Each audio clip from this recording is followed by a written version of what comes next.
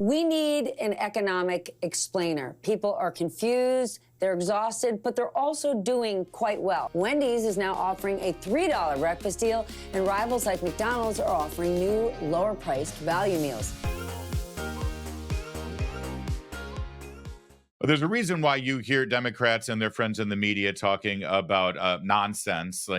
Trump's a criminal and he's going to shred the Constitution. We won't have another presidential election. They want this entire election to be about democracy is at stake because they can't talk about the economy. Although we've got an interesting example. Stephanie Ruhle on MSNBC, she decided to go there. She wanted to tell y'all how great the economy actually is. Watch her make her case. And now a new report from the Fed shows people are still struggling to cover day-to-day expenses, even as inflation has slowed. But some big consumer brands are beginning to take action. Target says it is cutting prices on 5,000 essential items, things like milk, butter, pet food.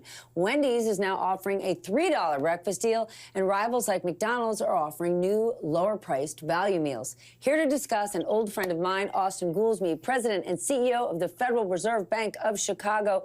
We need an economic explainer. People are confused, they're exhausted, but they're also doing quite well. So I want to start with prices. They've been an issue for everyone. What is your take when you hear about big consumer brands actually cutting prices? Good, but you've had inflation that got way too high in the U.S. and in other countries around the world. Incomes didn't keep up with that. Now inflation slowed in 2023, actually quite a lot. Inflation came down almost as much as it's ever come down. So there you go, Andy. I was stunned when I saw this.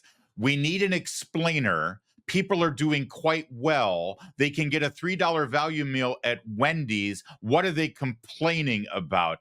Andy, are people doing quite well and they're just not understanding how great things are? They're not doing well. And I've got some personal experience just yesterday. Now, I don't live in Virginia. I know that you all are in higher income areas and the cost of living might be higher. I'm in Kentucky. I'm in the bluegrass state. I put gas in my car yesterday, $4.39. Okay, a gallon. Then on Mother's Day, I went out to buy a couple of cards, one for me and one for my sons for Mother's Day. 2 cards, $18. I don't ever remember spending $18 on 2 greeting cards before. Just a small example. People are not doing well, and this is just so insulting. I get passionate about this because we hear from our members, many of whom are on fixed incomes. They either have enough money to pay for food or get their medicines. They're putting off surgical procedures, some optional surgical procedures, because the money simply isn't there.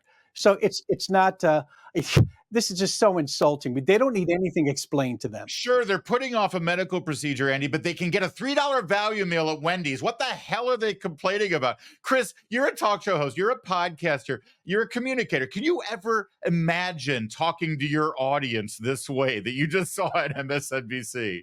I love Andy's passion for his members, and let me just say, as the son of retired people, senior citizens, I have had 2 of them reach out to me. I won't name them, but I'll just say this: 2 seniors in my life who are both retired. One is a retired school teacher. One is retired from banking. Both of whom have saved and done reasonably well for themselves. They've been retired for a few years. One just took a job out of sheer terror she wasn't going to have enough money to live off of. Another texted me the other day and said, "This is the first time in my retired life that I've actually been worried I don't have enough set aside to make it." So that is a very real story in my own family of 2 older folks, very responsible, who've led great lives in their 70s, who are now scared they don't have enough to get by for the remaining years of their lives. So Stephanie Ruhle, you can shove your $3 value meal. But Julie, we've seen this pattern now. They're taking their cue from the White House. Pete Buttigieg has done media hits saying pretty much the same thing. He also safely walks his dog, by the way. That's right. Oh, things in D.C. are safe. I can walk my dog to the Capitol. The message from this White House, and by extension, the reelection campaign for Joe Biden, is you people are morons. You have no idea how great things are. I can't imagine that working. Yeah. Personal story for me, too. I am the mother of 3 teenage boys. You can imagine what my food costs are.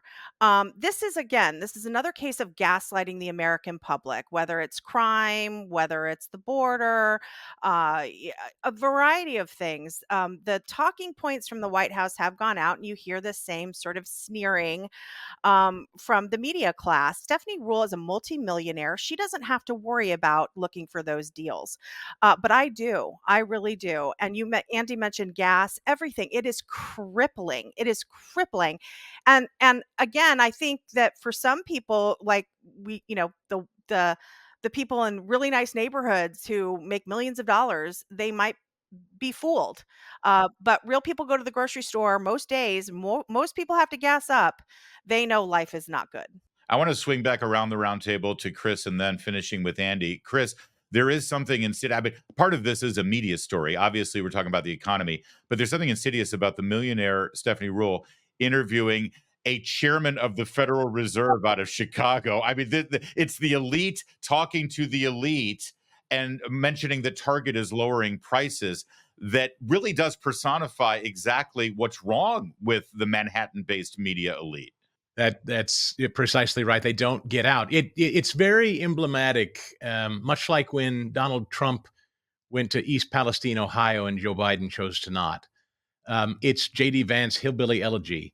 There's that forgotten masses thing that emanates whenever these people are in power in Manhattan and Washington, D.C. They look down their snoots from their, and I know it's a cliche, but it happens every time. They look down their snoots from their ivory tower and say, what is it you peasants are so unhappy about? Things are fine. There are cranes all over Washington, D.C.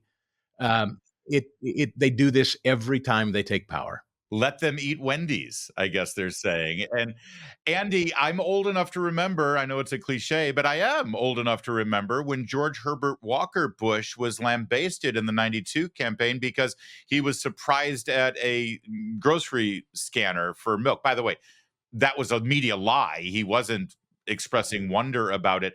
But it's this idea that, you're so out of touch, you don't know what real people are going through. Biden's got a real blind spot there, doesn't he? An incredible blind spot. And so do the people that advise him.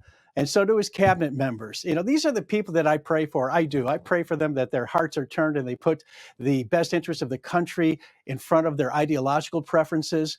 Okay, to help, everyday Americans who are struggling with Bidenomics. My wife clips coupons and we go to Ollie's. I would love to run into Stephanie Ruhle at an Ollie's. I think I would pull out my phone and take her picture if I could. But what an echo chamber these people reside in. She has the help do that, Andy. Come on. Don't be so crude. Yeah, we'll leave it with that. But whether the media wants to admit it or not, I think some things are still true in presidential politics.